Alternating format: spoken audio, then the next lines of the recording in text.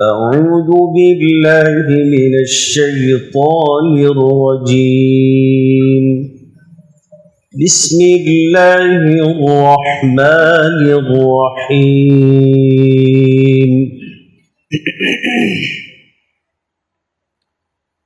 الحمد لله رب العالمين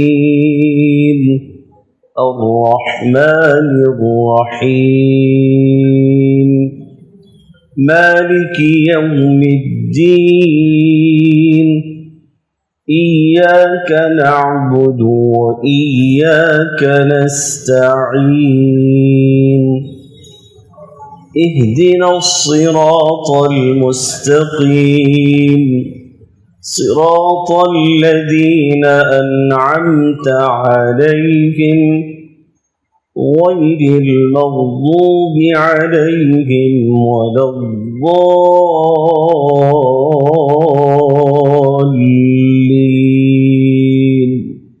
آمين. صدق الله العظيم.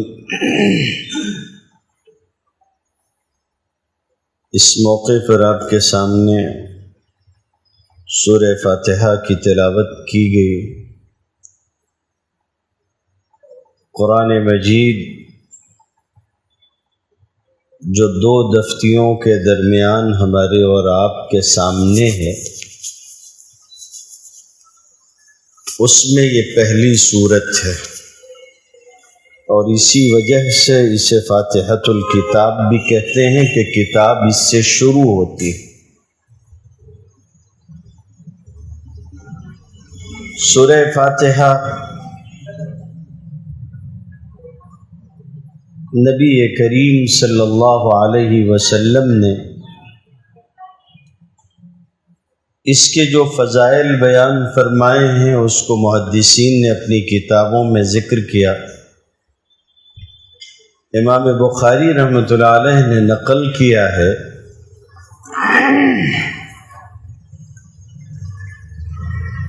آپ نے اپنے ایک صحابی کو آواز دی. وہ صحابی نماز میں تھے، جواب نہیں دے سکے، اور جب نماز مکمل ہوئی تو رسول اللہ صلی اللہ علیہ وسلم کی خدمت میں حاضر ہوئے. آپ صلی اللہ علیہ وسلم نے ارشاد فرمایا کہ کیا ہم نے تمہیں بلایا نہیں تھا؟ انہوں نے عذر پیش کیا کہ نماز میں تھے.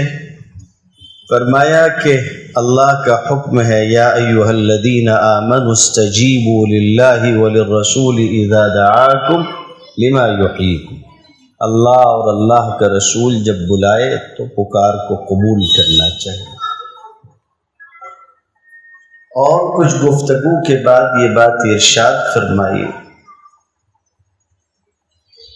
کہ مسجد سے نکلنے سے پہلے ہم تم کو قرآن مجید کی عظیم ترین سورت تعلیم کریں گے. صحابی بیان کرتے ہیں کہ ہم لوگ مسجد سے نکلنے کے قریب ہوئے، تب تک آپ صلی اللہ علیہ وسلم نے سکھایا نہیں. تو میں نے توجہ دلائی کہ آپ نے ایسی ایسی بات ارشاد فرمائی تھی. تو آپ نے فرمایا کہ وہ سورہ فاتحہ ہے، اور اس کے بارے میں جو بات آپ نے کہی وہ یہ ہے کہ یہی بار بار کی وہ دہرائی جانے والی 7 آیتیں ہیں اور قرآن عظیم ہے جو مجھ کو دیا گیا. اشارہ ہے سورہ حجر کی اس آیت کی طرف جس میں اللہ رب العزت نے ارشاد فرمایا وَلَقَدْ آتَيْنَاكَ سَبْعًا مِّنَ الْمَثَانِي وَالْقُرْآنَ الْعَظِيمِ. یہ قرآن عظیم ہے. سورہ فاتحہ مکہ مکرمہ میں نازل ہوئی، اور اس سورت کے بہت سارے نام ہیں. سورہ کنز بھی کہا، سورہ شفا بھی کہا. ابو سعید خدری رضی اللہ تعالیٰ عنہ بیان کرتے ہیں اور یہ صحابہ کا مزاج رہا ہے کہ کبھی کسی واقعے کو بیان کرتے ہیں جس کے وہ خود مرکزی کردار ہوتے ہیں مگر اپنے کردار کی وضاحت نہیں کرتے۔ ایسی ہی بات کتاب التفسیر میں امام بخاری نے حضرت ابو ہریرہ سے بھی نقل کی اور حضرت ابو سعید خدری سے بھی نقل کیا گیا۔ دونوں ایک واقعے میں، الگ الگ واقعے میں مرکزی کردار ہیں مگر اپنے کردار کی وضاحت نہیں کی، کسی شخص کی طرف منسوب کیا۔ ابو سعید خدری بیان کرتے ہیں کہ ہم لوگ نکلے ایک سفر میں اور ایک علاقے میں پہنچے۔ عربوں کے رواج کے مطابق علاقے کے لوگوں نے ہماری خاطرداری نہیں کی، مہمان نوازی نہیں کی۔ خیر تھوڑی دیر گزری تھی، ایک لڑکی آئی اور اس نے کہا کہ قبیلے کے لوگ باہر کو گئے ہوئے ہیں اور ہمارے سردار کو سانپ نے ڈس لیا ہے، تو تم میں سے ہے کوئی دم کرنے والا جو چل کے دم کر دے؟ حدیث کو ابو سعید خدری رضی اللہ تعالیٰ عنہ خود بیان کر رہے ہیں۔ وہ کہتے ہیں کہ ہم میں سے ایک شخص اٹھا، وہ خود تھے لیکن وہ اپنا تذکرہ نہیں کرتے ہیں، وہ کہتے ہیں کہ ایک شخص اٹھا ہم میں سے، گیا اس کے ساتھ اور اس نے دم کیا، سورہ فاتحہ پڑھ کے دم کیا، اور اس کی وجہ سے وہ سانپ کا ڈسا ہوا ٹھیک ہو گیا۔ انہوں نے کچھ دودھ اور کچھ بکریاں دی، لے کر واپس آئے۔ جب لے کر واپس آئے تو ساتھیوں میں اس بات پر تذبذب پیدا ہوا کہ قرآن مجید پڑھا گیا، اس پر کچھ ملا ہے، استعمال کیا جا سکتا ہے یا نہیں۔ رسول اللہ صلی اللہ علیہ وسلم سے اس کے بارے میں سوال کریں گے۔ قصہ مختصر یہ ہے کہ رسول اللہ صلی اللہ علیہ وسلم نے ان بکریوں کو استعمال کرنے کا حکم دیا اور یہ بھی فرمایا کہ اس میں میرا بھی حصہ لگا۔ جو جملہ مجھے آپ سے عرض کرنا ہے وہ یہ ہے کہ اس صورت کی اہمیت کی طرف توجہ دلاتے ہوئے ایک جملہ ارشاد فرمایا کہ دم کرنے والے کو بھی کیا معلوم کہ یہ دم کرنے کی چیز۔ آپ نے فرمایا وما ادراک انہا رقیہ۔ آپ صلی اللہ علیہ وسلم نے اس کو واضح فرمایا، یہ غیر معمولی صورت ہے اور اسی غیر معمولی ہونے کی وجہ سے آپ اسے بار بار دہراتے ہیں اور نماز میں اس کی تکرار ہوتی ہے۔ قرآن مجید اللہ کا کلام ہے۔ آپ نے اللہ کے کلام کی اہمیت محسوس کرنی ہے تاکہ آپ قرآن مجید کو اس عظمت اور احترام کے ساتھ لے سکیں جو اس کا حق ہے۔ یاد رکھیے قرآن مجید اللہ تعالیٰ کا کلام ہے، اس کی ذات سے نکلا ہوا ہے۔ متکلمین کی زبان میں اس کو کہتے ہیں صدر منہ، اللہ کی ذات سے صادر ہوا ہے۔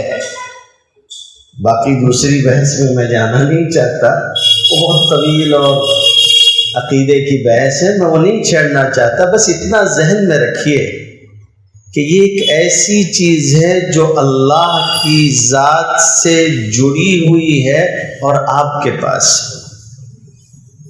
میں اگر آپ سے پوچھوں کہ کوئی ایسی چیز جو اللہ کی ذات سے جڑی ہوئی، اس کی صفات سے نہیں، اس کی ذات سے جڑی ہوئی ہے، آپ کے پاس کیا ہے جس میں کسی شک، کسی شبہ، کسی اگر مگر کا کوئی امکان نہ ہو، جس کے بارے میں آپ یقینی اور قطعی طور پر کہہ سکیں قرآن مجید کے سوا کوئی چیز نہیں ہے، اللہ کی ذات سے جڑی ہوئی چیز۔ نبی کریم صلی اللہ علیہ وسلم مسجد نبوی میں اپنے حجرے سے نکل کر تشریف لائے اور صحابہ کو دیکھا کہ وہ قرآن مجید کا حلقہ لگائے ہوئے بیٹھے ہوئے اور اسے پڑھ رہے ہیں۔ اس موقع پہ بشارت دیتے ہوئے ایک بات ارشاد فرمائی تھی، فرمایا کہ خوشخبری قبول کرو، یہ ایک ایسی چیز ہے طرفہ بِأَيْدِيكُمْ وَطَرَفُهُ بِيَدِ اللَّهِ، اس کا ایک سرا تمہارے ہاتھ میں ہے اور ایک اللہ کے پاس، یہاں سے وہاں تک جڑا ہوا ہے۔ اسی لیے بعض مفسرین نے حدیث شریف کی روشنی میں یہی تعبیر اختیار کی ہے کہ وَاعْتَصِمُوا بِحَبْلِ اللَّهِ جَمِيعًا میں حبل اللہ سے مراد قرآن مجید ہے۔ اللہ نے اپنے پاس سے رسی لٹکا رکھی ہے، ایک سرا اس کے پاس ہے اور دوسرا سرا آپ کے پاس ہے۔ وَحَبْلُ اللَّهِ الْمَتِينِ وَالذِّكْرُ الْحَكِيمِ وَالصِّرَاطُ الْمُسْتَقِيمِ فِيهِ نَبَأُ مَنْ قَبْلَكُمْ وَخَبَرُ مَا بَعْدَكُمْ وَفَصْلُ مَا بَيْنَكُمْ هُوَ الْحَقُّ لَيْسَ بِالْهَزْلِ بِالْحَقِّ أَنزَلَهُ اللَّهُ وَبِالْحَقِّ نَزَلَ مَنْ عَمِلَ بِهِ وُجِرَ وَمَنْ حَكَمَ بِهِ عَدَلَ وَمَنْ دَعَا إِلَيْهِ هُدِيَ إِلَى صِرَاطٍ مُسْتَقِيمٍ۔ قرآن مجید ہے اللہ کی مضبوط ترین رسی، حبل اللہ المتین۔ صراط المستقیم کس کو کہتے ہیں؟ اگر راستہ مراد لیا جائے تو اللہ کا راستہ، صراط مستقیم اس راستے کو کہتے ہیں جو اللہ کا راستہ ہے، اور صراط مستقیم وہ ہے جس پر انبیاء لوگوں کو بلاتے ہیں، راستہ اللہ کا ہے۔ وَكَذَلِكَ أَوْحَيْنَا إِلَيْكَ رُوحًا مِّنْ أَمْرِنَا مَا كُنْتَ تَدْرِي مَا الْكِتَابُ وَلَا الْإِيمَانُ وَلَكِنْ جَعَلْنَاهُ نُورًا نَهْدِي بِهِ مَن نَّشَاءُ مِنْ عِبَادِنَا وَإِنَّكَ لَتَهْدِي إِلَى صِرَاطٍ مُسْتَقِيمٍ صِرَاطِ اللَّهِ۔ سورہ شورى کے اخیر میں فرمایا صراط مستقیم اللہ کا راستہ، وَإِنَّكَ لَتَهْدِي إِلَى صِرَاطٍ مُسْتَقِيمٍ صِرَاطِ اللَّهِ۔ قرآن مجید اللہ کا سیدھا راستہ، قرآن مجید، اسی کی طرف لوگوں کو رہنمائی کی جاتی ہے، غیر معمولی کتاب تو اللہ کی ذات سے صادر ہوئی چیز ہے، یہ اس کی ذات کا ایک حصہ ہے، لوگوں نے کہا۔ اسی لیے یہ بات میں جتنا کترا رہا ہوں اتنا ادھر ہی جانے کے لیے مجبور بھی ہوتا ہوں۔ اسی لیے علماء نے یہ لکھا ہے کہ دنیا کی چیزیں ختم ہونے والی ہیں، جس کو وہ خاص طور پہ تعبیر کرتے ہیں کہ حادث، لیکن قرآن مجید کے الفاظ اور ساری چیزیں، یہ کاغذ اور یہ دفتی نہیں کہہ رہا ہوں، قرآن مجید کے الفاظ، اس کے حروف و نقوش جو ہیں یہ حادث نہیں ہے، یہ قدیم ہے، اس لیے کہ اللہ کی ذات کا حصہ ہے۔ آپ کے پاس ایک ایسی چیز ہے جو اللہ کی ذات سے نکلی ہے، اسی لیے آپ یہ دیکھیں گے کہ اللہ کی ایک صفت ہے، وَاللَّهُ الَّذِي لَا إِلَهَ إِلَّا هُوَ الْمَلِكُ الْقُدُّوسُ السَّلَامُ الْمُؤْمِنُ الْمُهَيْمِنُ المہیمن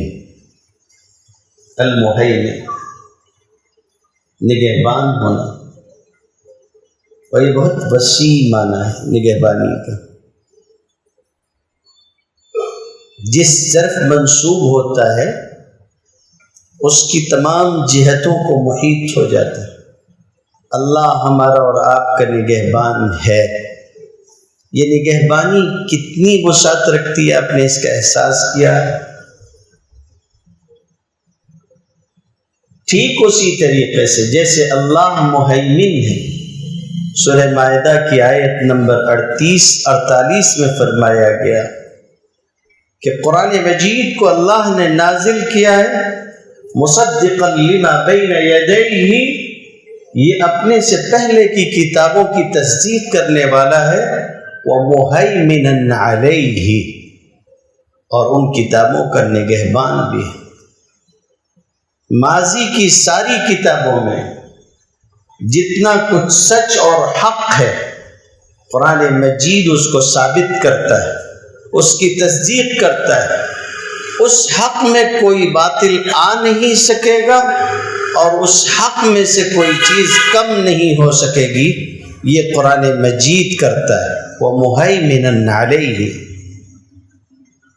قرآن مجید لا يأتيه الباطل من بين يديه ولا من خلفه تنزيل من حكيم حميد۔ تو احساس ہو کہ ہے کیا چیز، جب احساس ہو جاتا ہے تو انسان، احساس کی دنیا بہت عجیب ہے میرے بھائی، میں کبھی کبھی کہا کرتا ہوں یہ بات کہ احساس کی دنیا بہت عجیب ہے۔ جیسے فلسفہ ہے جنت و جہنم کا، آخرت کا، دنیا سے رخصت ہو کے اللہ کے حضور حاضر ہونے اور اپنی غلطیوں پر سزا پانے اور نیکیوں کی جزا ملنے کا۔ جہنم پر ایمان ہے مگر اس کا احساس اتنا نہیں ہے جتنا گرم برتن کا۔ احساس کی دنیا عجیب ہے۔ آپ گرم برتن کیوں نہیں چھوتے ہیں؟ اس کی وجہ یہ ہے کہ زندگی میں کبھی شعور کے مرحلے سے پہلے یا شعور کے مرحلے کے قریب یا اس کے بعد کبھی پہلی مرتبہ آپ نے تپتا برتن چھوا ہوگا، جلے ہوں گے، اس کے نتیجے میں آپ کو سمجھ میں آ گیا کہ آگ پہ چڑھا ہوا گرم برتن اگر چھو لیا جائے تو آدمی کے ہاتھ جل جاتے ہیں۔ اب آپ کبھی نہیں چھوتے ہیں اسے۔ یہی اتنا احساس اگر مکمل طور پر دل میں آ جائے کہ گناہ کرنے کے نتیجے میں بھی جلایا جائے گا اور جلیں گے تو آدمی گناہ نہیں کرے گا، جیسے تپتا ہوا برتن نہیں چھوتا۔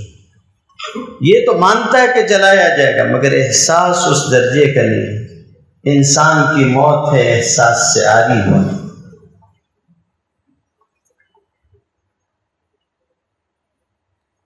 قرآن مجید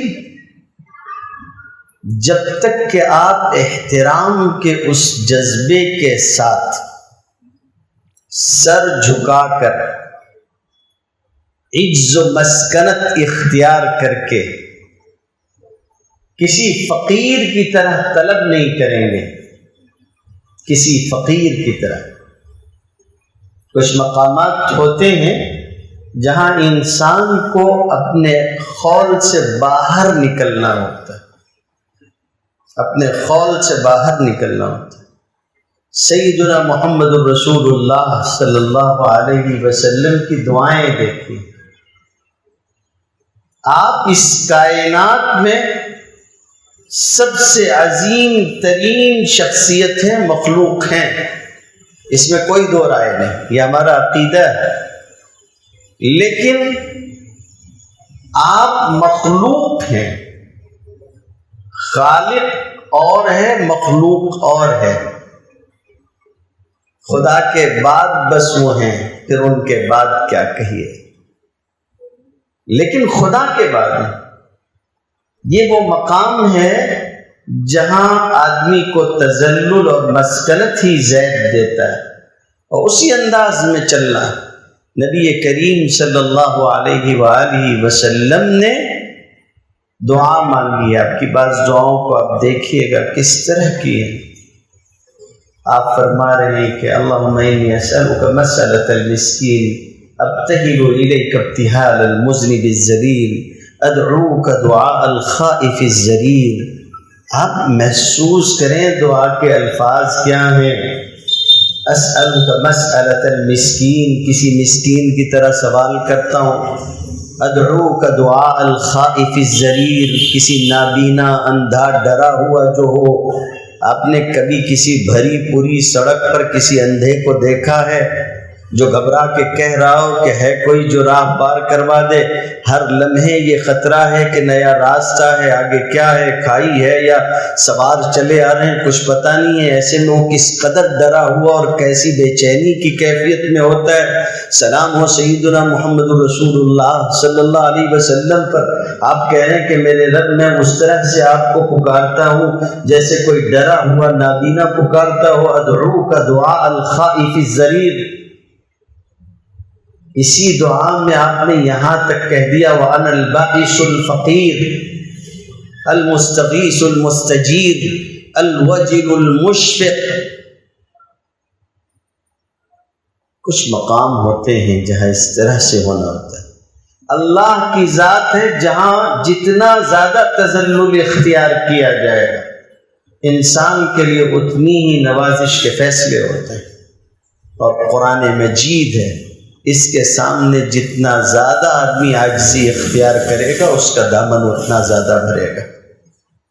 قرآن مجید کے سامنے اگر کوئی بے نیازی کے ساتھ ہو قرآن مجید سے فائدہ نہیں اٹھا سکتا. اس کے سامنے تو عجز نیاز ظاہر کرنا ہوگا. یہ اللہ کی ذات سے جڑی ہوئی چیز ہے.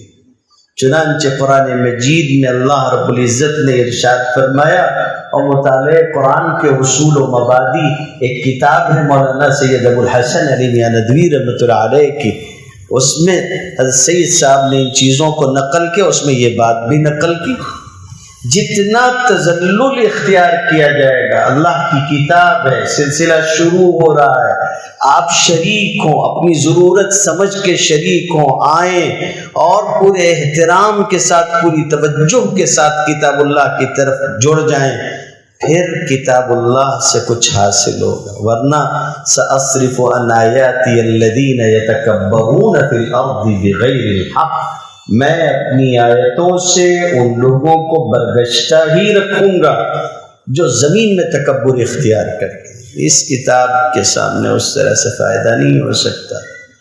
تو عاجزی کے ساتھ حاضر ہونا، اپنی طلب کے ساتھ کہ اللہ کی کتاب ہے اس سے حاصل ہو.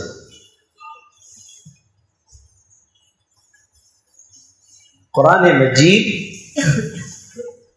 میں کبھی کبھی یہ بات بھی کہا کرتا ہوں کہ اللہ تعالیٰ نے قرآن مجید کو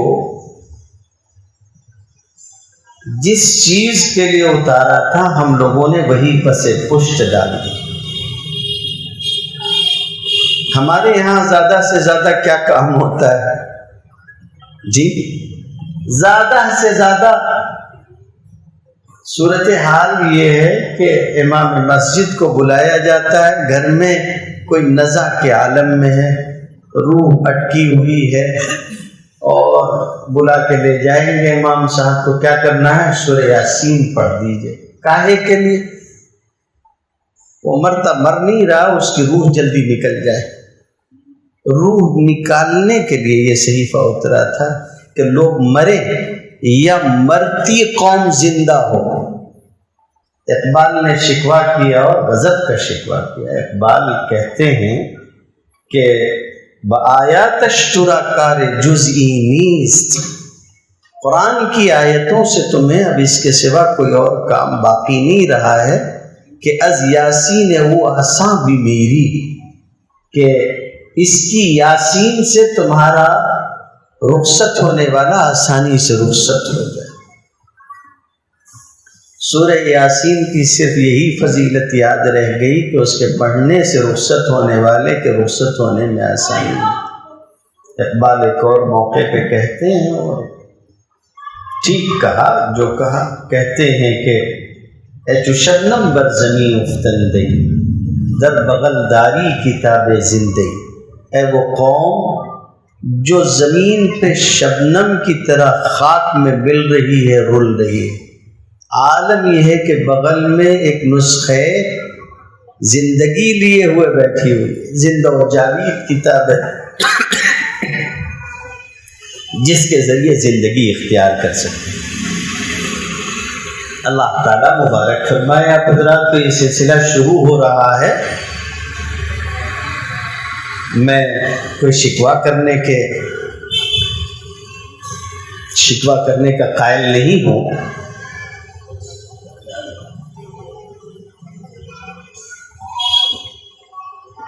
الحمدللہ۔ عموماً ہوتا ایسا ہے کہ مقرر غصے میں آ کے لوگوں کو سناتا ہے، کسی جلسے میں لوگوں کو بلوائیے، کم لوگ آئے ہوں تو آدمی غصے میں آ کے سناتا ہے، اور سناتا کن کو ہے؟ نہیں آنے والوں کی وجہ سے جو آئے ہوئے ان کو سنا رہا ہوتا ہے۔ یہ ان کا کیا جرم ہے؟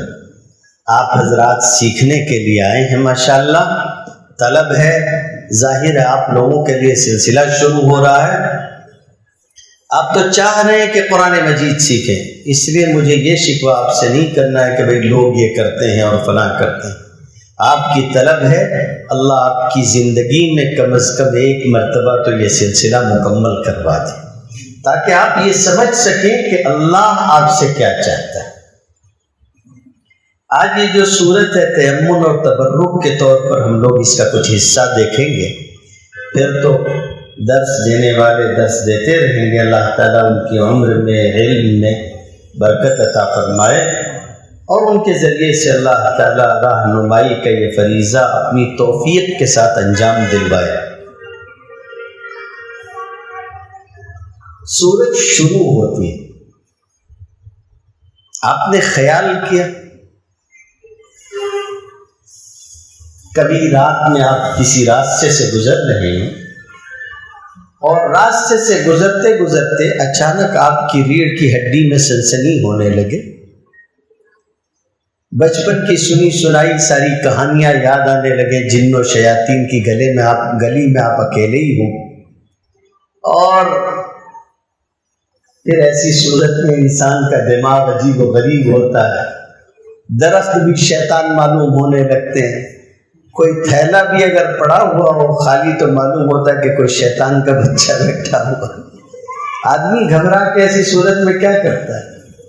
لوگ آیت الکرسی پڑھنے لگتے ہیں، آیت الکرسی پڑھنے لگتے ہیں کہ شیطان سے حفاظت ہوگی، اور صحیح ہے، اس میں کوئی دو رائے نہیں ہے۔ نبی کریم صلی اللہ علیہ وسلم نے حضرت ابو ہریرہ کو صدقے کی کھجوروں پر مامور کیا تھا، بخاری شریف میں آتا ہے۔ 3 دن تک انسانی شکل میں کوئی آتا رہا چوری کرنے کے لیے، حضرت ابو ہریرہ پکڑتے رہے رضی اللہ تعالی عنہ۔ آخری دن اس نے کہا اچھا چھوڑ دو، میں ایک ایسی بات تم کو سکھا دوں گا، اور اس کے بعد اس نے آیت الکرسی والی بات کہی اور کہا جہاں پڑھ لیا جائے وہاں ہم نہیں آتے۔ حضور سے ملاقات ہوئی، آپ صلی اللہ علیہ وسلم نے پوچھا رات تمہارے قیدی کا کیا ہوا، رات والے قیدی کا؟ انہوں نے بتایا اس نے ایسا ایسا کہا ہے۔ حضور صلی اللہ علیہ وسلم نے فرمایا کہ اس نے سچ کہا اگرچہ کہ وہ جھوٹا ہے۔ شیطان کا کام ہی یہی ہے کہ وہ جھوٹ بولتا ہے، لیکن اس نے تم سے سچ کہا، یہ بات تم سے سچی کہی، ہو گیا۔ تو آپ پڑھنے لگتے ہیں تاکہ شیطان سے بچ سکیں۔ قرآن مجید کی یہ خصوصیت آپ کے ذہن میں دوسرے معنی سے بیٹھی ہوئی، لیکن آپ نے غور کیا کہ آپ آیت الکرسی پڑھنا شروع بھی کریں گے یا قرآن مجید کی کوئی بھی آیت، تو اس سے پہلے کیا کرتے ہیں؟ آپ اعوذ باللہ من الشیطان الرجیم پڑھتے ہیں۔ اللہ شیطان کی پناہ سے، شیطان کے شر سے اپنی پناہ میں رکھے، یہ آپ چاہتے ہیں۔ یاد رکھیے الگ الگ اثرات ہوتے ہیں، یہ کتاب ہدایت کی کتاب ہے، جب آپ اسے پڑھیں تو یہ ذہن میں رکھیں کہ اس کتاب کے اور آپ کے درمیان میں ایک پردہ حائل ہو سکتا ہے، اور وہ شیطان کا پردہ ہے۔ وَإِذَا قَرَأْتَ الْقُرْآنَ فَاسْتَعِذْ بِاللَّهِ، تو پھر آپ تعوذ پڑھیں جب آپ قرآن پڑھنا شروع کریں۔ طبیعت حاضر رکھیے، اللہ سے مانگیے، آرزو اور مراد بنائیے، اور کہیے کہ آپ کی کتاب پڑھنا چاہتا ہوں، آپ مجھے شیطان کے شر سے اپنی پناہ میں لے لیں، تاکہ میں آپ کی کتاب سے مکمل فائدہ اٹھا سکوں۔ کہیے اللہ سے۔ یہ سب چیزیں کوئی منتر تھوڑی نہ ہے کہ آپ نے ایک منتر پڑھ لیا تو ہو گیا، ان کی برکتیں اپنی جگہ ہیں، لیکن آپ کا ذہن بیدار رہے، آپ کے ذہن میں ساری چیزیں تازہ رہیں۔ سورت شروع ہونے لگتی ہے، بسم اللہ الرحمن الرحیم پڑھا جاتا ہے، اللہ کے نام سے۔ میں فضول نکتوں کا قائل نہیں ہوں۔ ایک مرتبہ ایک صاحب آئے اور انہوں نے، یہ مسلکی مسئلہ ہے تو عرض کر رہا ہوں، لیکن اس کو مسلکی انشاءاللہ بننے نہیں دوں گا۔ وہ آئے اور کہنے لگے، وہ دوسرے مسلک سے تعلق رکھتے، کہنے لگے ہمارے یہاں دیکھیے ترجمے کتنے شاندار ہیں اور فلاں ہیں اور فلاں ہیں، آپ کے یہاں وہ خصوصیت نہیں۔ میں نے کہا کیا بات ہے؟ کہنے لگے کہ ہمارے عالم نے ترجمہ کیا بسم اللہ الرحمن الرحیم، آپ لوگ کہتے ہیں شروع اللہ کے نام سے، ہمارے عالم نے لکھا اللہ کے نام سے شروع، اس نے شروعات بھی اللہ کے نام سے کی۔ میں نے کہی معذرت ہے، تسلیم بھی کرنی چاہیے، اللہ تعالیٰ اچھا رکھے، لیکن ان کا کچھ رنگ ایسا تھا کہ مجھے اور زیادہ اس کو قبول کرنا چاہیے تھا اور ماننا چاہیے تھا کہ ہمارے یہاں کے ترجمے کمزور ہیں۔ تو اس نے کہا دیکھیے نا، آپ لوگ اس کا دھیان نہیں دیتے ہیں، مگر میں نے کہا جی ہاں، اس کا دھیان اللہ بھی نہیں دے سکا کہ اس نے با سے شروع کیا ہے، اللہ کے الف سے نہیں شروع کیا، کیا کہنا ہے؟ تو میرا منہ دیکھتے رہے بیچارے۔ قرآن مجید بے تکلف کتاب ہے اور صحابہ اقلہم تکلفاً تھے، اس لیے بہت بحث میں نہیں پڑھنا چاہیے۔ قرآن مجید کو اس طرح سے سمجھنا چاہیے جس طرح سے صحابہ نے سمجھا تھا اور رسول اللہ صلی اللہ علیہ وسلم نے سمجھایا تھا۔ شروع اللہ کے نام سے، اللہ کے نام سے شروع، شروعات تو اللہ ہی کے نام سے ہے، کوئی بحث نہیں۔ اللہ کے نام سے شروع ہو رہا ہے اور دو چیزیں بیان کی، رحمان اور رحیم۔ اس کو یاد رکھیے گا، یہ قرآن مجید میں جگہ جگہ آئے گا، رحمان اور رحیم۔ رحمان کہتے ہیں ایسی رحمت والے کو جس کی رحمت بہت وسیع ہو، وسیع اس معنی میں کہ ہر کسی کو شامل ہو، ہر کسی کو شامل ہو۔ دنیا میں اس صفت کا زیادہ ظہور ہوتا ہے، سب کو شامل ہو۔ چنانچہ ابراہیم علیہ السلام نے اللہ تعالیٰ سے کہا کہ اللہ تعالیٰ اس شہر کو امن والا شہر بنائیے، مکہ مکرمہ کو، اور یہ بھی کہ وَارْزُقْ أَهْلَهُ مِنَ الثَّمَرَاتِ مَنْ آمَنَ مِنْهُمْ بِاللَّهِ وَالْيَوْمِ الْآخِرِ، رزق دیجئے اس شہر میں، امن و امان ہو، رزق ہو، یہاں کے رہنے والے کو رزق ملے، مگر صرف ان لوگوں کو جو صاحب ایمان ہوں، کافروں کو نہیں۔ وَارْزُقْ أَهْلَهُ مِنَ الثَّمَرَاتِ مَنْ آمَنَ مِنْهُمْ بِاللَّهِ وَالْيَوْمِ الْآخِرِ، اللہ نے فرمایا قَالَ وَمَنْ كَفَرَ، جو کفر کرتے ہیں، کافر ہیں، ان کو بھی دیں گے۔ یہی وجہ ہے کہ اللہ کی اولاد کہنے اور قرار دینے والوں کو بھی اللہ نے اس دنیا میں بھوکا نہیں رکھا، کھاتے سب ہیں، مل سب کو رہا ہے۔ یہ رحمان ہونا ہے، اور رحیم ہونا اس معنی میں ہے کہ وہ رحمت والا کہ جس کی رحمت کی وسعت اس معنی میں ہو کہ جس کے اوپر ہو اس کے اوپر درجہ کمال میں ہو۔ قیامت کے دن اس صفت کا خصوصیت سے ظہور ہوگا۔ اللہ کی رحمت ظاہر تو ہوگی مگر رتی برابر کسی کافر یا مشرک کو شامل نہیں ہوگی، اور جس پر ہو جائے گی کمال کے درجے میں ہوگی۔ یہ بسم اللہ الرحمن الرحیم سورت ہے اور نماز میں پڑھی جاتی ہے۔ اسی جہت سے ایک حدیث ہے جس میں نبی کریم صلی اللہ علیہ وسلم نے فرمایا قسمت الصلاۃ بینی و بین عبدی، میں نے نماز کو اپنے اور اپنے بندے کے درمیان میں تقسیم کر دیا۔ قسمت الصلاۃ بینی و بین عبدی، تقسیم کر دیا ہے۔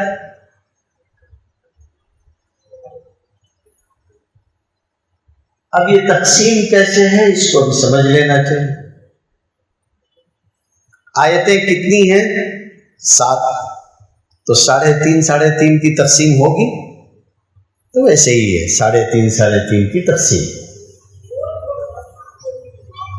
سورہ فاتحہ کو صلاۃ سے تعبیر کیا، مکمل نماز کی تعبیر اختیار کی گئی اس سورت پر، اس لیے کہ یہ نماز کا وہ حصہ ہے کہ آپ اگر نماز پڑھ رہے ہیں اور سورہ فاتحہ نہیں پڑھیں گے تو آپ کی نماز نہیں ہوگی۔ امام اگر سورہ فاتحہ نہ پڑھے اس کی نماز نہیں، منفرد سورہ فاتحہ نہ پڑھے اس کی نماز نہیں، یہ مکمل ایک حصہ ہے۔ آپ نے فرمایا کہ جب میرا بندہ کہتا ہے، اللہ رب العزت ارشاد فرماتے ہیں کہ جب بندہ کہتا ہے الحمدللہ رب العالمین، تو اللہ تعالیٰ کہتے ہیں کہ حمدنی عبدی، الحمدللہ رب العالمین۔ تعریف کی جتنی شکلیں ہو سکتی ہیں وہ سب کے سب اللہ کے لیے۔ ہمارے یہاں مدرسے کی زبان میں کہتے ہیں الف لام استغراق کا ہے، اگر میں ایسے کہوں گا آپ سب مراقبے میں چلے جائیں گے، اس لیے میں وہ نہیں کہتا آپ سے۔ تعریف کی جتنی شکلیں ہو سکتی ہیں، آپ جانتے ہیں کہ کچھ شکلیں آپ کو معلوم ہیں، کچھ شکلیں آپ نہیں جانتے۔ صحیح غلط؟ میں یہاں تک کہہ سکتا ہوں کہ تعریف کی کچھ شکلیں وہ ہیں جس کو اس دنیا میں انبیاء بھی نہیں جانتے تھے۔ سمجھ میں آئی بات؟ اس میں اتنی وسعت ہے، نہیں جانتے تھے، انبیاء بھی نہیں جانتے تھے۔ اس کائنات میں کسی مخلوق کو اگر سب سے زیادہ علم دیا گیا ہے تو ہمارے عقیدے کے موافق سیدنا محمد رسول اللہ صلی اللہ علیہ وسلم سب سے زیادہ آپ کو علم ہے۔ وَعَلَّمَكَ مَا لَمْ تَكُنْ تَعْلَمْ وَكَانَ فَضْلُ اللَّهِ عَلَيْكَ عَظِيمًا، آپ کو دیا گیا علم، دیا گیا غیر معمولی علم دیا گیا۔ لیکن حدیث شفاعت میں آتا ہے کہ جب سارے انبیاء سے ہوتے ہوتے مجمع رسول اللہ صلی اللہ علیہ وسلم کے پاس آئے گا، سب یہ کہہ رہے ہوں گے کہ لست لہا، ہم اس سفارش کے اہل نہیں سمجھتے ہیں خود کو، آپ فلاں کے پاس جائیں، فلاں کے پاس جائیں، فلاں کے پاس جائیں۔ نبی کریم صلی اللہ علیہ وسلم کے پاس لوگ آئیں گے، آپ فرمائیں گے انا لہا، ہاں یہ کام ہم انجام دیں گے، یہ ہم سے متعلق ہے۔ اور پھر آپ کہتے ہیں کہ میں اپنے رب کے سامنے سجدے میں گر جاؤں گا، فَأَخِرُّ لَهُ سَاجِدًا، اور آپ فرماتے ہیں کہ احمد ربی بتلک المحامد، میں اپنے رب کی تعریف ان کلمات کے ساتھ کہوں گا التی لا تحضرنی الآن، جو ابھی مجھے نہیں معلوم ہے، اللہ اس وقت مجھے الہام کرے گا، اللہ اس وقت مجھے خصوصیت کے ساتھ الہام کرے گا جب میں ان کلمات کے ساتھ اپنے رب کی تعریف کروں گا، تو مجھ سے کہا جائے گا یا محمد، اے محمد صلی اللہ علیہ وآلہ وسلم، ارفع راسک، سر اٹھائیے، سل تعطا، مانگیے آپ کو دیا جائے گا، قل تسمع، کہیے آپ کی بات سنی جائے گی، واشفع تشفع، سفارش کیجئے آپ کی سفارش قبول کی جائے گی۔ تو تعریفیں کتنی ہیں ہم نہیں جانتے، ہاں ہم یہ کہتے ہیں کہ اللہ نے کہا ہے تعریف کی جتنی قسمیں ہو سکتی ہیں وہ سب اگر کسی کے لائق ہیں، اس کا اکیلا کوئی مالک ہو سکتا ہے، حقدار ہے تو وہ اللہ ہے۔ کون اللہ؟ رب العالمین۔ یہاں یہ ذہن میں رکھنے کی چیز ہے کہ جس چیز کی طرف آپ کو متوجہ کیا گیا ہے وہ اللہ کی الوہیت کے ساتھ ربوبیت ہے، اس کا اسم ذات کے ساتھ اس کے رب ہونے کو بیان کیا ہے، اور یہ احسان کو جتاتا ہے، احسان کا اظہار کرتا ہے۔ اور جب احسان کسی کا، منعم کا، انعام کرنے والے کا احسان آپ تسلیم کرتے ہیں اور آپ کو احساس ہے کہ فلاں کا احسان میرے اوپر ہے، آپ اس کے خلاف نہیں جاتے، آپ اس کے خلاف نہیں جاتے۔ یہ وہ نسخہ ہے، غیر معمولی نسخہ۔ بنو اسرائیل جیسے بگڑے ہوئے لوگوں کو احساس دلایا گیا کہ کیا کہیں؟ وہ کہیں کہ یا بنی اسرائیل اذکروا نعمتی التی انعمت علیکم، جگہ جگہ یہ کہا اس انعام کا خیال کرو جو ہم نے تم پہ کیا ہے۔ یوسف علیہ السلام نے جب عزیز مصر کی بیوی کے متوجہ کرنے پہ کہ گناہ کا ارتکاب کر لیں، زنا کر لیں، تو کیا جملہ کہا تھا کہ نہیں، میں عزیز مصر کی عزت پہ ہاتھ نہیں ڈال سکتا، یوں بھی زنا کرنا ناجائز و حرام، مگر عزیز مصر تو وہ بھی ہے کہ انہو ربی احسن مثوای انہو لا یفلح الظالمون، اس نے مجھے ایک اچھا ٹھکانہ دیا ہے، وہ میرا ایسا پالنے والا ہے بظاہر دنیا کے اعتبار سے، تو میں کیسے اس کی عزت پہ ہاتھ ڈال دوں؟ یہ جملہ رب العالمین۔ وہ بحث بہت لمبی ہو جائے گی، عالم اور فلاں فلاں، میں اس بحث میں نہیں جانا چاہتا، وہ تو بعد والا جو درس دیں گے کچھ تو ان کا بھی حق ہے، وہی ارشاد فرمائیں گے۔ الرحمن الرحیم ابھی آپ نے سن لیا اس کے بارے میں۔ مالک یوم الدین، بھائی دنیا میں نا بہت ساری چیزوں میں شبہ پیدا ہو جاتا ہے، شبہ پیدا ہو جاتا ہے، اور اس شبہے کی وجہ سے ایسا ہوتا ہے کہ ظاہر دیکھنے والے جو حقیقت نہیں دیکھ پاتے ہیں وہ متاثر ہو جاتے ہیں، جبکہ اصل چیز کیا ہے؟ اب حقیقت دیکھیں، حقیقت دیکھیں۔ حضور صلی اللہ علیہ وآلہ وسلم کی دعا ہے اللہم ارنی الاشیاء کما ہی، اللہ مجھے چیزوں کو اس طرح دیکھنے کی توفیق عطا فرمائے جیسی وہ ہیں، جیسی دکھ رہی ہیں نہیں، جیسی ہیں۔ اے اہل نظر ذوق نظر خوب ہے لیکن، اے اہل نظر ذوق نظر خوب ہے لیکن، جو شے کی حقیقت کو نہ دیکھے وہ نظر کیا، جو شے کی حقیقت کو نہ دیکھے وہ نظر کیا۔ دنیا میں ایک کون ہے؟ بادشاہ سلامت۔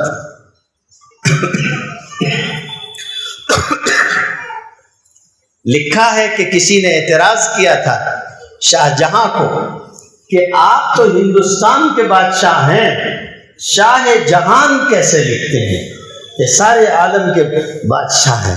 تو کسی نے، کچھ تو ہوتے ہیں محبت میں جنوں کے انداز، اور کچھ لوگ بھی دیوانہ بنا دیتے ہیں، کچھ تو آدمی میں پاگل پن ہوتا ہے، کچھ درباری بھی اس کا دماغ خراب کر دیتے ہیں۔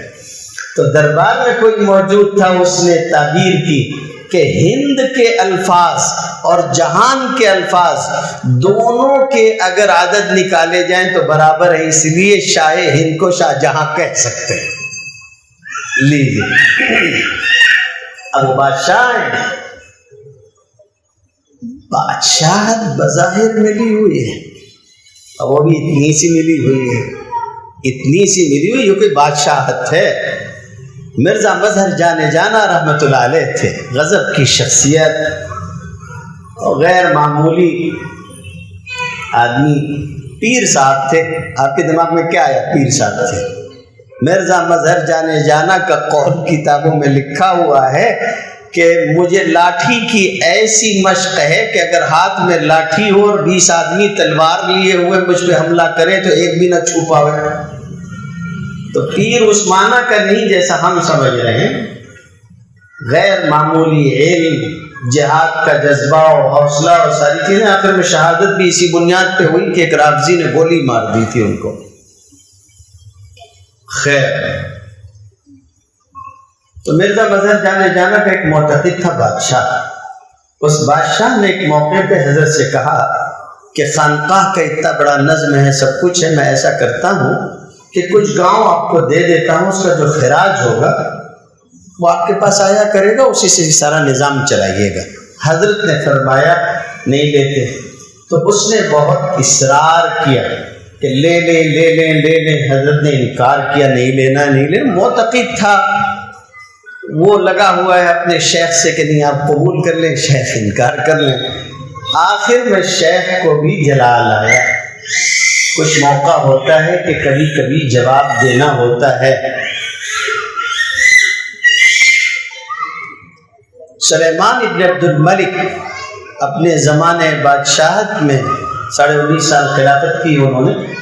وہ آئے تھے حج کرنے کے لیے یا کسی اور موقع پہ بیت اللہ کے پاس، اور طواف کرنا چاہا. تو اس زمانے میں یہ آج کل کی طرح کا مسئلہ نہیں تھا جو آج کل شروع ہو گیا. اس وقت یہ ہوتا تھا ہوں گے بادشاہ، ہوں گے، اللہ کا گھر ہے، یہاں کوئی کسی کو دیکھنے والا نہیں. تو اس نے جب طواف کیا تب بھی حجر اسود کے پاس بھیڑ ہوا کرتی تھی، لوگ موجود رہتے تھے. بہت مشکل سے اس کو وہاں رسائی ہوئی. خیر طواف کر کے ایک طرف جا کے کھڑا ہوا. اتنے میں اس نے دیکھا کہ کوئی عام سا آدمی چلا آ رہا ہے، سادی سی قمیص پہنے ہوئے. دور سے دیکھا اس نے، اور اس پہ بھی عالم یہ ہے کہ بغل میں جوتے رکھے ہوئے ہیں، یعنی کوئی بہت تام جام بھی نہیں، اپنا جوتا اپنی بغل میں لیے ہوئے چلے آ رہے ہیں. اور لوگوں نے ان کو دیکھا تو کائی کے معنی نہیں، ادھر ادھر چھٹ گئے، راستہ چھوڑ دیا. تو اس کو بہت تعجب ہوا. اس نے کسی سے پوچھا کون ہے؟ تو کہا کہ آپ ان کو نہیں جانتے، یہ سالم ابن عبداللہ عمر ابن خطاب کے پوتے ہیں. سالم ابن عبداللہ ابن عمر، غیر معمولی علم اور تقویٰ اور زہد، اس کی وجہ سے لوگوں کے قلوب میں بڑی عزت تھی. خیر آئے، بوسہ دیا، حجر اسود کو طواف شروع ہوا تو یہ قریب آئے، اور بادشاہ سلامت نے کہا کہ میں سلیمان ابن عبد الملک. بادشاہ پہچانتا تھا، ٹھیک ہے. تو کہنے لگے کہ سلنی عن حاجت، کوئی ضرورت ہو تو مجھ سے مانگ لو. یہ صورت آپ کو یہ سکھائے گی ایاک نعبد و ایاک نستعین. جب بادشاہت اللہ کی تو مانگا بھی اللہ ہی سے جائے، اس کے سوا کسی سے نہیں مانگا جائے. کوئی آدمی کسی بادشاہ کے یہاں گیا تھا دیہاتی مانگنے کے لیے، بہت دور سے آیا تھا. تو دروازے پہ اس کو دربان نے روک لیا، تھوڑا رکو، بادشاہ بھی مشغول ہیں. کہا کیا کر رہے ہیں؟ تو کہا کہ اس وقت وہ نماز کے بعد دعا کر رہے ہیں، اللہ سے مانگ رہے ہیں. تو اس نے کہا اچھا ٹھیک ہے میں واپس جاتا ہوں. تو کہا جا کیوں رہے ہو، رک جاؤ تھوڑی دیر میں فارغ ہوں گے. تو کہا کہ نہیں، اتنا بڑا بادشاہ جس سے مانگتا ہے میں بھی اسی سے مانگ لوں گا، اب ضرورت نہیں رہی، آنکھ کھل گئی، میں جاتا ہوں. تو بادشاہ جو ہے مانگا اسی سے جائے گا. سلیمان بن عبد الملک نے کہا کہ سلنی عن حاجت، ان کو ضرورت ہو تو مجھ سے طلب کر لیں. تو انہوں نے ٹالنے کے لیے کیسا خوبصورت جملہ کہا. فرمانے لگے کہ انی لاستحی من اللہ ان اسأل فی بیتہ غیرہ، میں اللہ سے شرماتا ہوں کہ میں اس کے گھر میں ہوتے ہوئے طواف کرتے ہوئے مسجد الحرام میں اس کے غیر سے کچھ مانگو، اچھا نہیں لگتا مانگتے ہوئے. اس کو یہ بھی نہیں کہا کہ ہم آپ کی بات نہیں سنتے نہیں کرتے. بادشاہ ہے، اس کا وقار ہے، امیر ہے. کنارے ہو گیا، طواف ختم ہوا. جب یہ باہر نکلنے لگے تو انہوں نے جب باہر قدم رکھا تو اس نے دیکھا موقع غنیمت، پھر چلایا اور کہنے لگا کہ الان خرجت من بیت اللہ، اب تو آپ اللہ کے گھر سے نکل آئے ہیں، اب کچھ مانگنا ہو تو مانگ لیجیے. اب انہوں نے دیکھا کہ بغیر بولے چارہ نہیں ہے تو پوچھا اس سے من حوائج الدنیا ام من حوائج الاخرہ، کیا مانگے آپ سے، دنیا کی کوئی ضرورت مانگو یا آخرت کی؟ تو سلیمان نے عاجزی کا اظہار کر دیا کہ بھئی آخرت تو اپنے بس کی چیز نہیں ہے، محتاج تو ہم بھی وہاں ہیں. ہاں دنیا کچھ ملی ہوئی ہے، دنیا میں سے اگر آپ کچھ مانگنا چاہیں تو ہم سے مانگ لیں. اللہ اللہ، سالم نے کیسا جملہ کہا، سونے کے پانی سے لکھا جانے والا جملہ۔ فرمانے لگے ما سألت الدنیا ممن یملکها فکیف اسأل ممن لا یملکها، دنیا تو ہم نے اس سے بھی نہیں مانگی جو دنیا کا اصل مالک ہے، اللہ سے دنیا کبھی نہیں مانگی، آخرت کے طلبگار رہے، تو دنیا اس سے کبھی نہیں مانگی جو دنیا کا مالک ہے، اس سے کیسے مانگ لے جو دنیا کا حقیقی مالک نہیں ہے؟ ہم دنیا تم سے کیا مانگیں؟ کبھی کبھی ایک شبہہ پیدا ہو جاتا ہے کہ یہ بادشاہ ہے، ظاہری بادشاہت کی وجہ سے شبہہ پیدا ہو گیا یہ مالک ہیں، مالک نہیں ہے۔ مرزا مظہر جانے جانا رحمۃ اللہ علیہ نے جب دیکھا کہ یہ باز نہیں آئے گا تو حضرت نے فرمایا وہ سنو صفائی سے اب بادشاہ کو کہا ہم نہیں لیتے، تم 2-4 گاؤں دے رہے ہم نہیں لیتے، کیوں نہیں؟ آگے فرمانا شروع کیا، کیسی بات کہی، پیاری بات۔ فرمانے لگے کہ اللہ نے 7 زمینیں ہیں، 7 اقلیم کہتے ہیں، 7 زمینیں 7 اقلیم کی حکومت اور دولت کو اور جو کچھ مال و متاع اس کے اندر ہے ان سب کو قرآن مجید میں اللہ نے فرمایا ہے قل متاع الدنیا قلیل، قل متاع الدنیا قلیل، دنیا کی متاع بہت تھوڑی ہے۔ فرمایا 7 زمینیں ہیں، 7 زمینوں میں ایک زمین کے ایک چھوٹے حصے کے تم بادشاہ ہو، اس چھوٹے حصے میں سے بھی 2-4 گاؤں دینا چاہتے ہو، اتنا تھوڑا لیتے ہوئے ہم کو شرم آتی نہیں لیتے، جاؤ۔ تو یہ تو بادشاہت کا ایک دھوکہ ہے۔ ہندوستان کا بادشاہ، زمین کتنی سی ہے، اس میں بھی تھوڑے سے کہ آپ بادشاہ ہیں، بظاہر بادشاہ، تو اظہار ہو جاتا ہے کبھی کبھی، اور اظہار سے مغالطہ ہو جاتا ہے۔ ایک مرتبہ دارالقضا میں بیٹھا ہوا تھا، جو سنانے جا رہا ہوں اس کو سنیے گا، وہ لطف چیز ہو، اس سے چیز بھی سمجھ میں آ جائے گی۔ بیوی نے آ کے کہا کہ نان و نفقہ نہیں دیتے، خلاف میں شوہر کے مقدمہ کیا، شوہر کو بھی طلب کر لیا۔ شوہر آیا، ہم نے اس سے کہا تمہاری بیوی یہ کہتی ہے کہ تم اس کو نان و نفقہ نہیں دیتے، خرچہ نہیں دیتے، گھر میں کھانے پینے کو نہیں ہوتا۔ حضرت نے انتہائی معصومیت سے کہا میں کون ہوتا ہوں کھلانے والی، ذات تو اللہ کی ہے۔ میں نے کہا سبحان اللہ، پاگل سمجھا تم نے مجھ کو؟ تو یہ جو بظاہر ہم ہوتے ہیں نا، ہم کہہ رہے ہوتے ہیں میں کھلا رہا ہوں، میں کر رہا ہوں، حقیقت میں اسباب آپ اختیار کر رہے ہیں، لیکن سچی بات یہ ہے جو کچھ ملکیت ہے اللہ کی ہے۔ دنیا میں دھوکہ پیدا ہو گیا کہ یہ آپ کی ہے، لیکن آخرت میں یہ دھوکہ بھی ختم ہو جائے گا، اور اسی لیے قیامت میں اللہ پوچھیں گے لمن الملک اليوم، آج بادشاہت کس کی؟ دنیا میں تو بہت چل رہے تھے یہ سلامت وہ سلامت، کیا بادشاہ سلامت؟ کون؟ للہ الواحد القہار، ایک اکیلے اللہ، زبردست کے سوا کسی کے لیے نہیں۔ تو یہ جو آنکھ پہ پٹی بندھی ہے وہاں کھلے گی، اسی لیے یہ کہا ہے کہ اللہ مالک ہے روز جزا کا، صرف روز جزا کا نہیں، اس کائنات کا اور آج کے دن کا بھی مالک ہے۔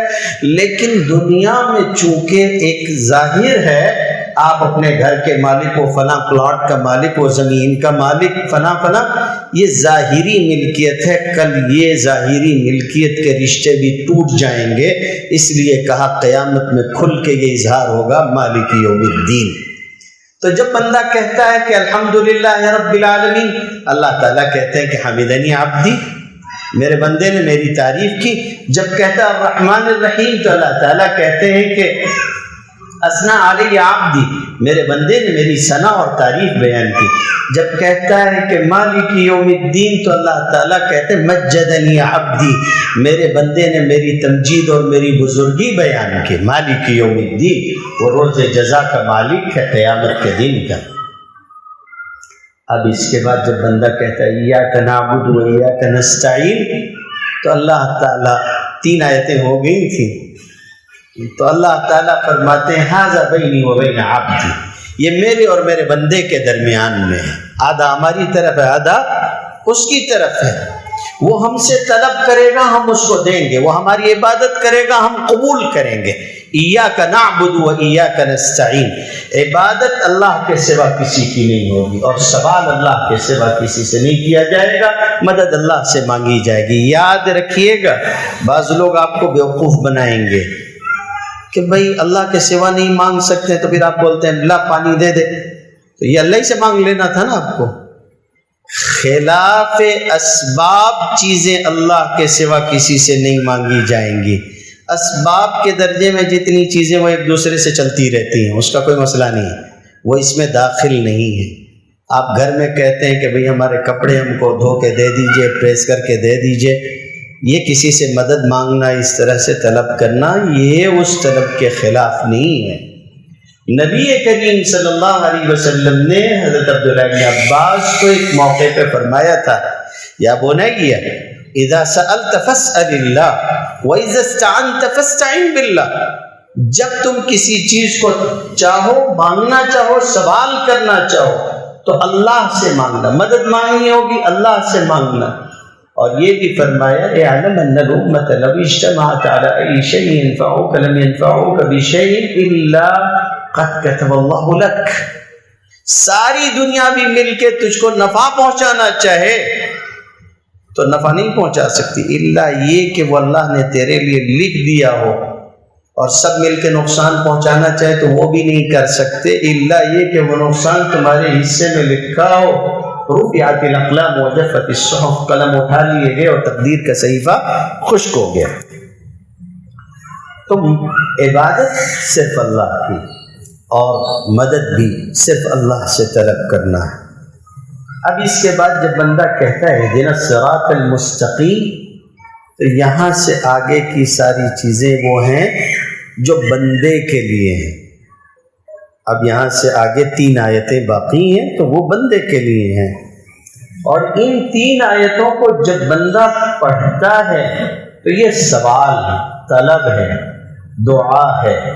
यहाँ एक छोटा सा सवाल ज़हन में आना चाहिए। जो अच्छा तालिब इल्म होता है उसके ज़हन में सवाल ज़रूर पैदा होते हैं, सवाल ज़रूर पैदा होते हैं।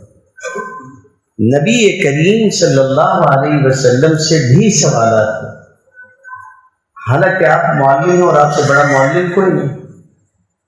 सवाल पैदा होना मुअल्लिम के इल्म की कमी की दलील नहीं होता, बल्कि सवाल पैदा होना अपने इल्म की कमी की दलील होती है, जिसको पूरा करने के लिए सवाल हो रहा होता है। एतराज़ और है, इश्काल और है। फरिश्तों ने जो पूछा है वो इश्काल है। अल्लाह ताला से कहा न कि अतजअलु फ़ीहा मन युफ़सिदु फ़ीहा व यस्फ़िकु दिमा, ये इश्काल है और उसको हल किया गया और जवाब दिया गया। इब्लीस ने जो किया वो एतराज़ है, वो काबिले गौर नहीं होता और तवज्जो के लायक नहीं होता। तो एक सवाल पैदा होना चाहिए कि जिंदगी में इस्तिग़फ़ार को अगर मैं अलग कर दूं तो सबसे ज्यादा कौन सी दुआ आप मांगते हैं? इस्तिग़फ़ार छोड़ दीजिए, इसलिए कि आदमी चलते फिरते भी मांगता रहता है और भी चीजें। कौन सी दुआ है जो आप सबसे ज्यादा मांगते हैं? और वो दुआ है इहदिनस सिरातल मुस्तक़ीम, है नहीं?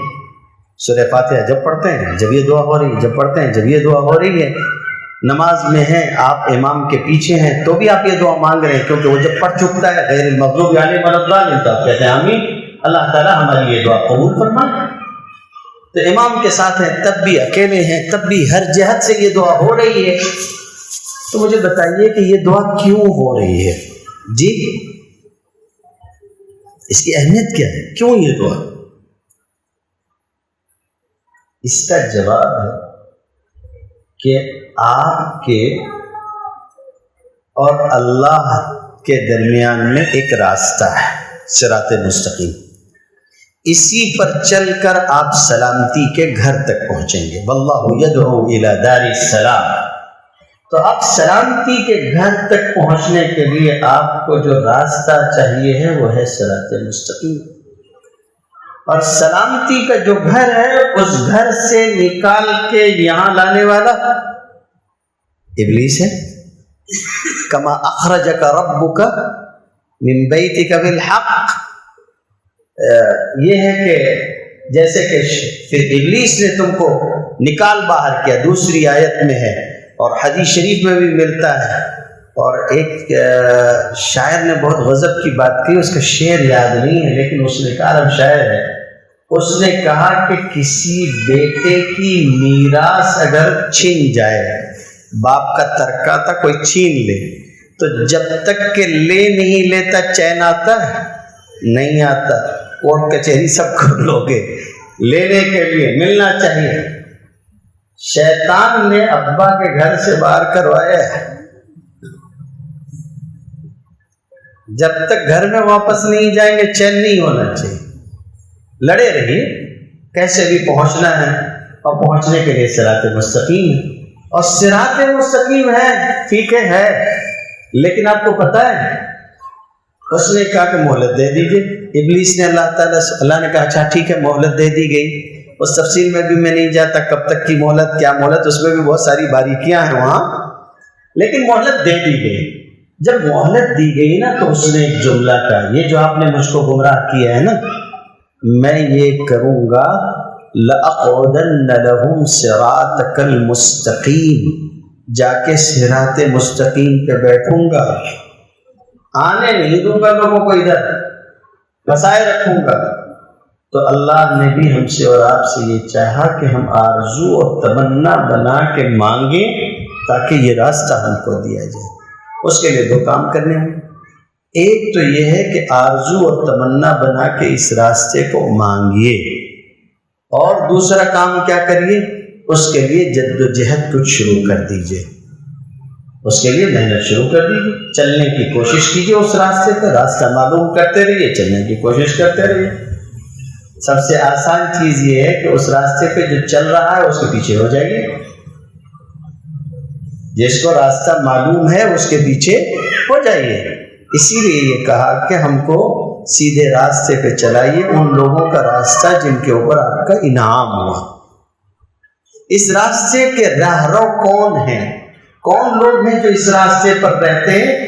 کوئی ایک ایسی جماعت تو ہوگی، کچھ ایسے لوگ ہوں گے جن کو طے کر دیا جائے گا کہ یہ واقعی اس راہ کے چلنے والے ہیں۔ اس لیے کہ راہ میں بہت سارے لوگ ہوتے ہیں، ڈکیت بھی کھڑے ہوتے ہیں، رہبر کی شکل بنائے ہوئے، راہزن ہوتے ہیں، تو کیا کریں؟ قرآن مجید کی تفسیر کی کچھ شکلیں ہیں۔ سب سے بہترین تفسیر کی شکل جو سارے بالاتفاق تمام مفسرین کے جو ہے وہ یہ ہے کہ تفسیر القرآن بالقرآن، قرآن مجید کی تفسیر قرآن کے ذریعے سے۔ قرآن مجید کی بعض آیتوں کی تفسیر کریں، جیسے نبی کریم صلی اللہ علیہ وسلم تشریف فرماتے آیت اتری، الذین آمنوا ولم یلبسوا ایمانہم بظلم، جن لوگوں نے ایمان قبول کیا اور اپنے ایمان کو کسی ظلم سے آلودہ نہیں کیا، یہ لوگ ہدایت والے ہوں گے۔ صحابہ نے سنا، آپ نے سنا، آپ کو کوئی فرق پڑا؟ نہیں پڑا، اس لیے کہ آپ چیز کو سمجھ نہیں سکیں۔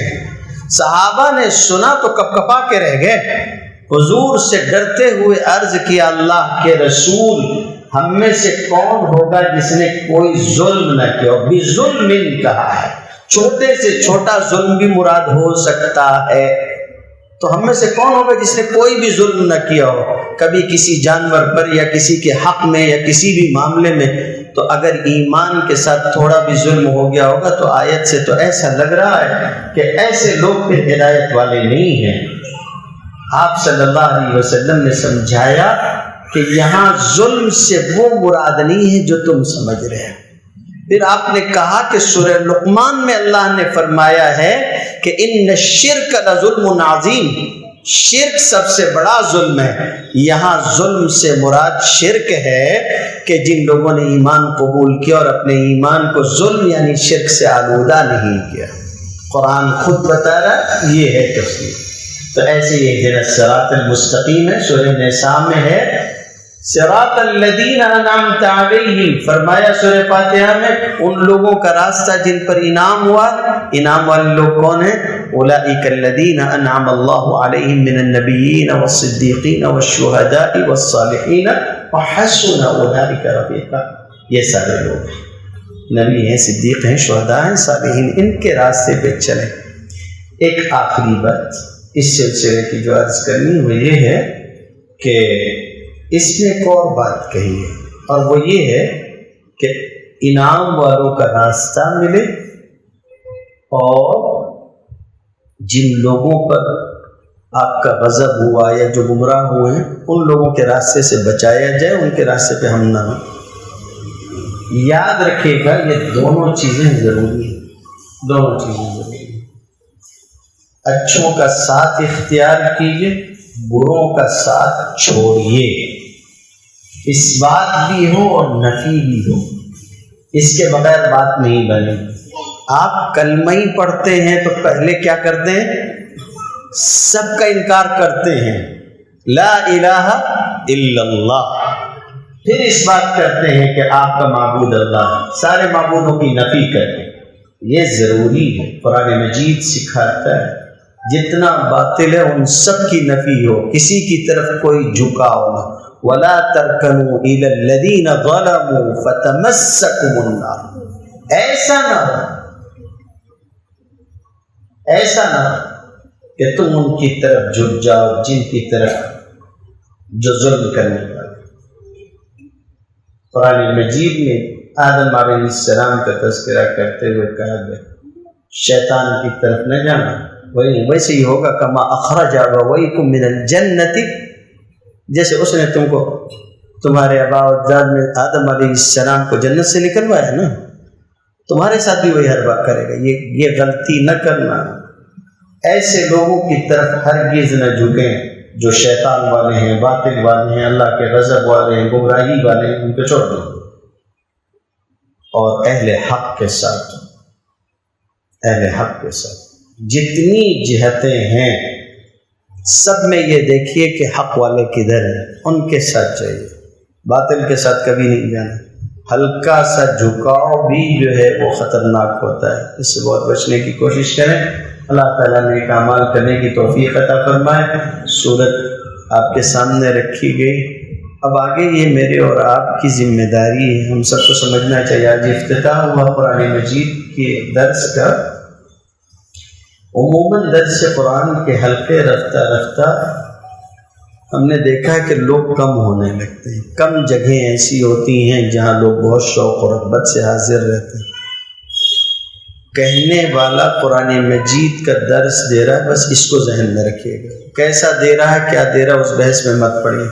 اللہ کی کتاب ہے، اپنے کو پورے احترام کے ساتھ اس کو اخذ کرنا ہے، وقت نکال کے پوری توجہ سے ہمیشہ حاضر رہیے اور کوشش کریے کہ قرآن مجید کو سمجھ سکیں۔ اللہ تعالیٰ اس کا سمجھنا اور سمجھانا ہم سب کو آسان فرما دے۔ وآخر دعوانا الحمد للہ رب العالمین۔ آپ کا نمبر ہے بس کافی ہے، واقعی دعا کریں، بس آپ فرمائیں، کچھ ارشاد فرمائیں، دعا کر لیجیے۔ اللهم لك الحمد ولك الشكر، اللهم صل وسلم وزد وبارك وانعم على سيدنا محمد وعلى آلہ وصحبہ اجمعین۔ پیارے اللہ اپنا فضل خاص عطا فرما دیجیے، ہم سے راضی ہو جائیے، سر کے بالوں سے لے کے پیر کے ناخن تک ویسا بنا دیجیے جیسا آپ ہمیں دیکھنا پسند فرماتے ہیں۔ ہمارے والدین کی مغفرت فرما دیجیے، نیکیاں کرنے کی توفیق عطا فرما دیجیے، گناہوں کے ذرائع کو بھی ہم سے دور فرما دیجیے۔ پیارے اللہ وہ سارا خیر جو آپ نے پیدا فرمایا ہے اور وہ ہمارے حق میں بہتر بھی ہو، ہمیں عطا فرما دیجیے۔ ان سارے شرور و فتن سے جو آپ کے علم میں ہماری حفاظت فرما دیجیے، اپنی کتاب کا علم عطا فرما دیجیے، اس کے موافق عمل کی توفیق عطا فرما دیجیے، نبی کریم صلی اللہ علیہ وسلم کی سنتوں کا خوگر بنا دیجیے۔ اللہ شریعت کے لیے ہماری طبیعت کو ہموار فرما دیجیے۔ کریم اللہ اس سلسلے کو قبول فرمائیے، راہ کی رکاوٹوں کو دور فرمائیے، مقصود تک پہنچنا آسان فرما دیجیے۔ پیارے اللہ جو نعمت آپ نے عطا فرمائی اس پہ شکر قبول فرما لیں، مزید نعمت عطا فرما دیں، زوال نعمت سے پناہ عطا فرما دیں، جو مانگا ہے وہ بھی عطا فرما دیں، جو مانگنے سے رہ گیا اپنی شان اور اپنے فضل کے مطابق عطا فرما دیں۔ وصلی اللہم وسلم علی سیدنا محمد وعلى آله وصحبه أجمعين برحمتك يا أرحم الراحمين.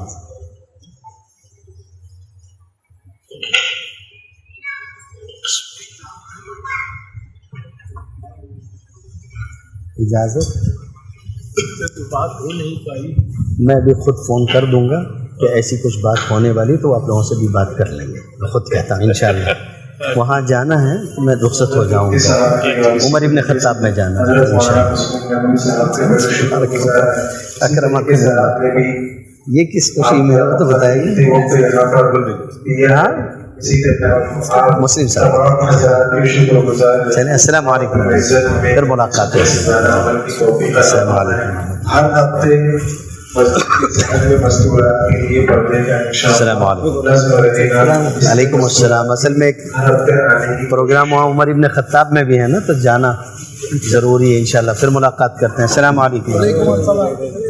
السلام علیکم. السلام. بسم اللہ. جی خیالات مجھے آ رہے ہیں مہنگے بار سے پریشان. تو پھر وہاں مجھ سے ملاقات کریں. پہلے مدرسے میں بات کریں. ہاں کیا ٹائم ہے؟ میں وہاں عموماً صبح رہتا ہوں 9:30 بجے سے. نہیں بارک اللہ فکر کیا یہ ہے نا کوئی مسئلہ نہیں. بارک اللہ فک. جزاک اللہ. ہاں انشاءاللہ انشاءاللہ. السلام علیکم. ان کی بیوی کو لے آنا ہے. پہلے آپ لوگ بات کر لیں پھر اس کے بعد. بسم اللہ.